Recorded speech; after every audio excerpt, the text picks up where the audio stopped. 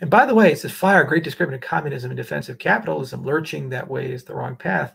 You know, it's one of those things that's so seductive, communism, because it says we're all equal, we're all egalitarian. It's like, oh, but and because certain people have unfair advantages, we have to punish them and give, you know, from Peter to Paul. And it's so seductive, especially for young people who don't really understand how systems and incentives work, and they have this sense of fairness ingrained within them.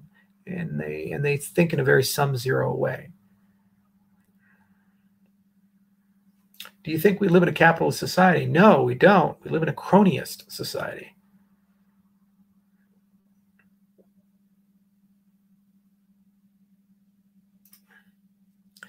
Definitely don't agree with communist ideals. I hate that somebody keeps saying it's evil. It just makes it easier to do so.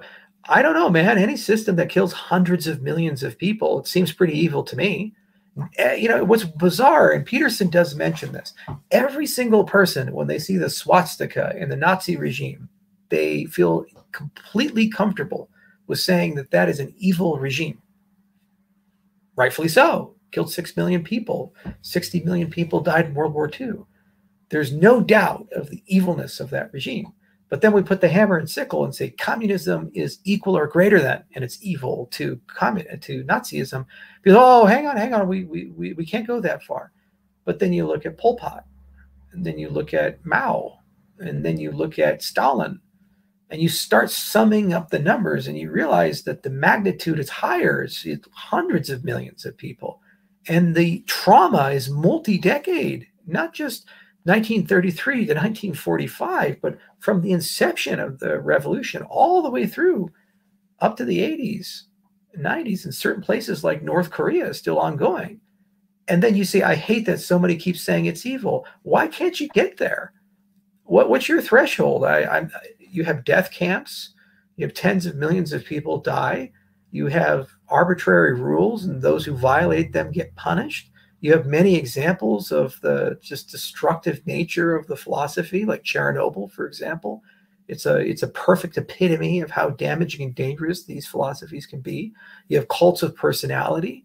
You have living dictators like Kim Jong-un. You have people that are very comfortable with mass criminalization of arbitrary conduct. And this is not hypothetical. It either happened, it's continuing to happen, or in certain cases, there's advocates that want it to now happen here. And yet you can't get there and say it's evil. But if you were to see the swastika, if someone put up that flag, you'd say it's the worst thing in the world. It's, I think, indoctrination that causes this problem. And I agree with Peterson in this respect. It's just bizarre to me. I don't like any philosophy that says some external force has the right to break down in my door, take everything from me, and then decide what to give me, and then tell me what truth is. And if my ability to derive truth from objective scientific principles is different from what the state says, I become the other. I become a regressive, a counter-revolutionary, reactionary, and then I get purged.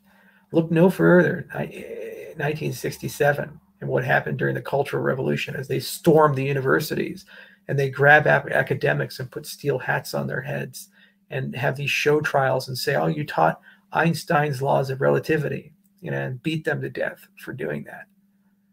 It's like, wow.